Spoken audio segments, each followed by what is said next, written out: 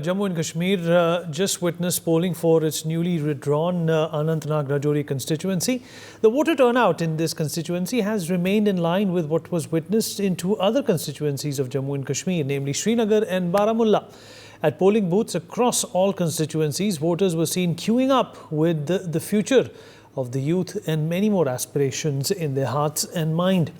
The highest turnout was witnessed in Anantnag. Before this was around 70%, which then dropped to 5.1% in 1989. In the subsequent elections, the turnout has continued to fluctuate.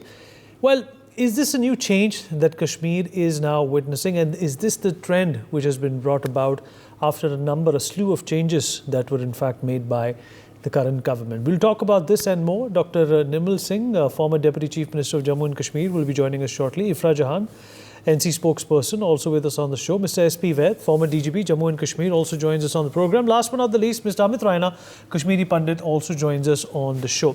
Amit, to say the least, you know, this voter turnout is extremely encouraging. It's extremely heartening. And it's also a validation and endorsement of the fact that the abrogation of Article 370 was not only necessary, but it was the right thing to do if you wanted an iota of change in the perception as well as the perspective that existed before this was done in the valley. Is this a question to me? Yes.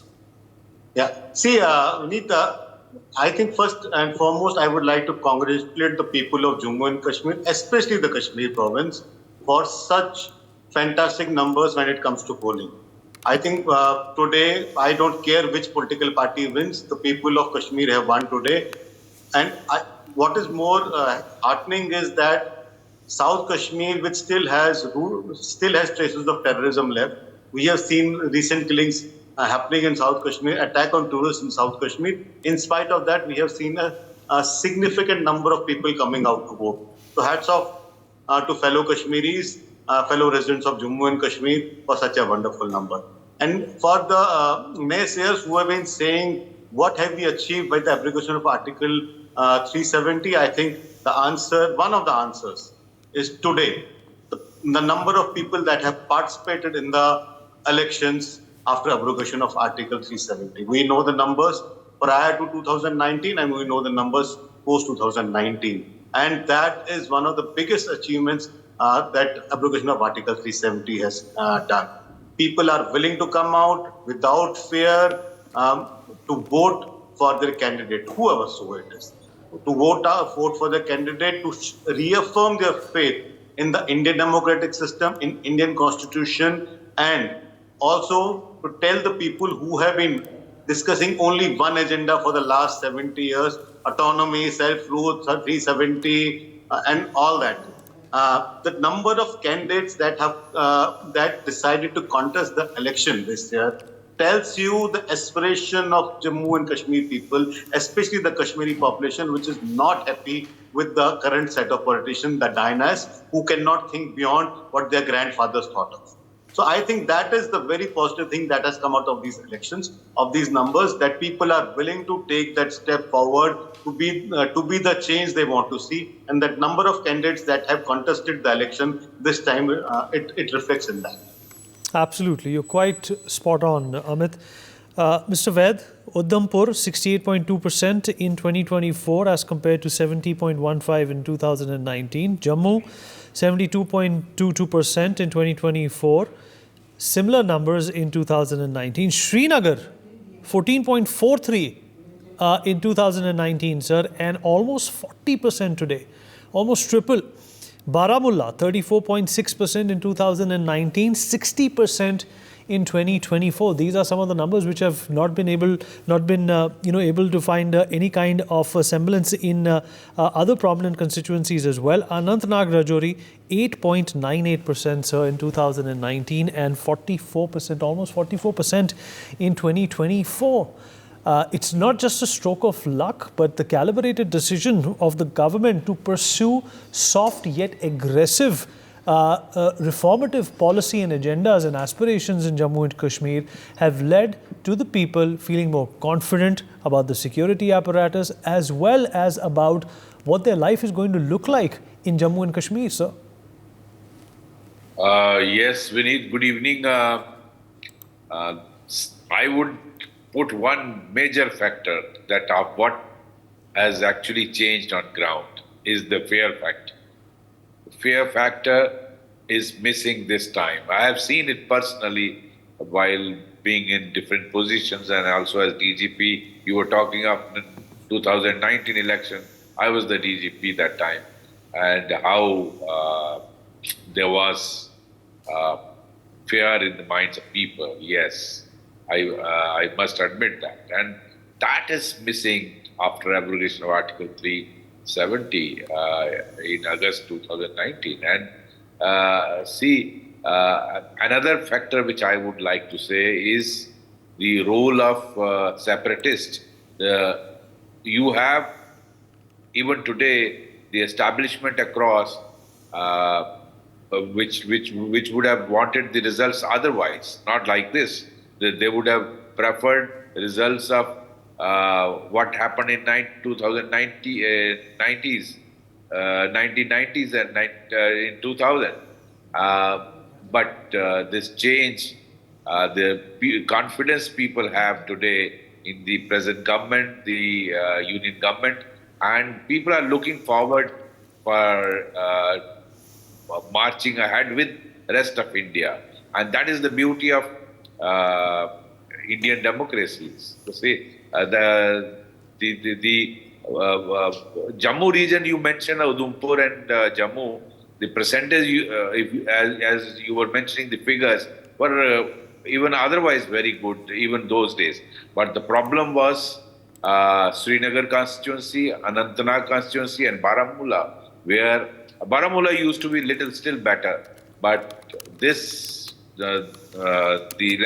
particular election has brought tremendous change, and the figures are as good as national average. And I think that is what is the change, and the people's confidence in the administration. They know how people were queuing up before all these polling booths right from the early morning, both in Rajouri, Poonch and Anantnag, in spite of major terror incidents which happened in Rajouri, Poonch. If you recall, last 1.5 years has been very bad in Rajouri, Poonch in terms of terrorism. And also, you had attack on a tourist in Anantnag, and in Chopaiya, an incident where a BJP person was killed. So, in spite of efforts from across and their stooges here, the terrorists, people are not getting scared. So that is the change which has been brought out by various measures, including abrogation of Article 370. And I would say this is the most welcome. Whoever wins doesn't matter. Let it be, for example, today's election, Anantnag and Rajouri Poonch, from PDP side, I think former Chief Minister Mehbooba Mufti is the candidate, and Zafar Manhas is from the Apni party, and National Conference, the Mia Altaf, the ex-minister of NC, he is the candidate. And whoever wins doesn't matter, but it is the win of people of Jammu and Kashmir and win of democracy of India. And Amit, the obvious, benefits of abrogating Article 370 are there. But like you said, there are some areas which still need the government's attention. But the good news is, Amit, that the government has not taken the progress as well as, the aspirational trajectory of Jammu and Kashmir for granted. Yes, I think that is very important because the administration, the Jammu and Kashmir administration, knows and has understood the problems of the common people of Jammu and Kashmir, and they are trying to address the same. So they have stayed away from the general rhetorics which these political parties for last 70 years have been doing, and they have focused on what is actually needed on the ground. So whether it is infrastructure, whether it is finding ways to generate more employment, and looking at employment, they are not only looking at the traditional way the political parties see the employment, which is give employment letter in a government job, it is creating avenues in across sectors for people to earn their livelihood and be part of the economic environment of the society, of the country, of the state. So I think that is also being worked on. The infrastructure is being worked on. There's a focus on health as well as there is focus on promoting the tourism, the traditional core of the Kashmir economics, apart from promoting the our artisans. And on the Jammu side, there's quite a focus on bringing in industries so that they can generate more employment. There is focus on religious tourism. There's focus on bringing premium institutes of this country like IIMs and aims into the state. So there has been a focus on this by the administration, both central government as well as Jammu and Kashmir administration, to focus on the right things. Unfortunately, see what has happened in Jammu and Kashmir, and which has disappointed me this time also from these traditional regional parties. For the last 70 years, we have not heard a talk on development. We have not heard on employment. We haven't heard on infrastructure. All they had in their bag was self-rule, autonomy, Rayushmari, 370, 35A, identity, 1 inch of land we will not give. And even in this election, both National Conference as well as PDP have not chosen to take a different line. But what is interesting is that people are now willing to take a different line, and the elections result will show that people are willing to challenge the traditional system of politics in Kashmir. In South Kashmir, we will see the number of votes a non-traditional party candidate will get, and that will reflect that people of Jammu and Kashmir are looking for a change. And you will see a similar thing happening in North Kashmir also. The youngsters of Jammu and Kashmir today want to look beyond pre-2019. They want to live a normal life. They want to have a healthy life. They want to have a healthy economic life. They want to provide a better life to to their children. They want to provide a better life to themselves. They want to live a normal life. They want to live peacefully. And that is what the elections will reflect those aspirations of the people of Jammu and Kashmir. Absolutely. And Mr. Vaid, the very important perspective and point made by Amit here, that some of these regional parties, including the PDP and the NC, have not, deterred from their agendas as compared to what they were doing before. Their line is still the same. Do you think with the people evolving in their thinking, and these parties are not evolving in their thinking and their MO, this could also turn out to be an existential crisis for them if they don't change? Absolutely, Vineet. I completely agree with Amit. These parties are basically dynastic parties, and they're still stuck in that era. And as he rightly said, they're not talking of opportunities for the youth. And today's youth is not there are no takers for autonomy slogans and all those. They know the reality that after abrogation of Article 370, all these are empty slogans and have no meaning. They are looking forward for avenues, employment, income, and various measures have been taken by present government, particularly union government, whether it is coming up of IITs, IIMs, 2 aims, 12 medical colleges, industrial development investment which is coming, more than 50,000, and particularly in Jammu region, Kashmir, the tourism was pumping. You don't get a room in Kashmir in this season. So many measures, and all this is actually benefiting the youth and the women who are looking for it. In fact, many schemes of the Prime Minister are benefiting. Last time when Prime Minister visited Jammu and Srinagar, I was watching his public rally, how he was connecting with the people. Last man or women, whether in Bandipur or Badgam or Kathua. So that has brought change. These parties are still stuck with those empty slogans which have no meaning for the people of Jammu and Kashmir. Absolutely. Ifra Jahan, NC spokesperson, also with us on the program. Ifra Jahan ji, if you can hear me, thank you for joining us and speaking to us. Ifra Jahan? Okay, perhaps so, an issue. Okay. Ifra Jahan, if you can hear me? All right, she's not with us. Amit, coming back to you, you made that important distinction of, these parties not evolving. If you look at what Jammu and Kashmir is perhaps heading for after this election, and if you also try and look at, the trajectory for the next 5 years, what kind of an impact do you feel that the people are going to be really appreciating in the next few years, considering that, like you also said, for the last 70 years, there was no growth, there was no development, there were no opportunities. What is, that big picture that people are seeing today that they did not see earlier on?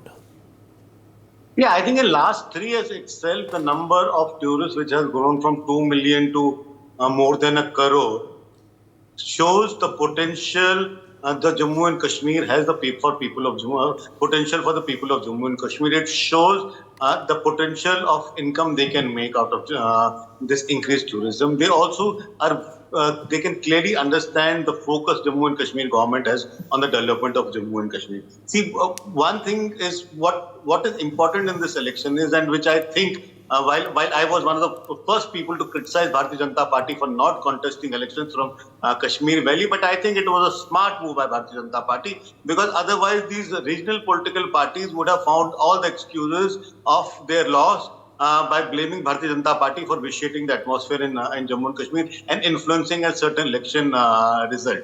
Look at the way Mehboob Mufti behaved today, saying कि zulm हो रहा है, there is an attempt to rig the elections like they did in 1987, forgetting that her father was one of the key players in that 87 rigged elections. At least by staying out from this election, they tried to give an even playing field to the local regional parties and to the aspirations of the people. And the assembly elections will be critical, because for these political parties, whatever the result would be, they will have to learn from these results that what people of Jammu and Kashmir are aspiring for, and they will have to retune their strategies, their so-called manifestos, and their appeal to the people in line with the aspirations of the people, because the youth of Jammu and Kashmir wants to level up to rest of India. He has lost enough opportunities in last 30 years, and he's trying as fast as he can to be on par with the rest of India. Ifra Jahan is also with us. Ifra, if you can hear me? Ifra ji, if you can hear me? Yes, I can hear you. Can you hear me? Right. Ifra ji, if I can just request you to tilt your camera. You're sideways right now. If you can just rotate your camera. There you go. Ifra ji, the voter turnout in a number of places has been exceptionally promising. What do you make, and how do you see this change? Are the people who are coming out in droves to vote appreciating the changes that they have seen in Jammu and Kashmir over the last few years? You see, the question is very simple. Is this vote a vote for the government and its policies, or is this vote a vote against the government and its policies? So are people coming out in large numbers because they support the government, or are they coming out because they do not support the government and want to register their vote against the government? I would definitely say that it's a vote against the government. And why? It's not just a vote against what happened on August 5, 2019 and the abrogation of Article 370. Another aspect of this vote which is very critical is that in the NC government and the previous governments, one thing that we had was there were multiple channels of dissent. So you could have written articles against the government, you could have gone, you could have protested. There were so many protests that used to happen during our period, because peaceful protests were allowed. There were multiple channels of protest. There were multiple channels of people expressing their dissent. Ever since the Bharatiya Janata Party has stepped in, there is all these walls been closed. So if you look at our newspapers, I don't know if you follow Kashmiri newspapers, they look like government gazettes at this point. People get arrested simply, and not just simply arrested, under draconian preventive detention acts simply for putting Facebook posts. So you have so many people getting arrested for Facebook posts. Dissent has been almost criminalized. And this was one way Sure. People could express. But Ifra, people could what express about their anger against the government. before you joined, Ifra, Amit was also pointing out, the improving economic situation in Jammu and Kashmir. Look at the tourism, how that has blossomed. Okay, you have a point that people could be voting against the government, but who's made this atmosphere where people can in fact confidently come out and vote for someone, whether they're voting for them or against them? Good question, Rishabh Saab. Now, let me answer that.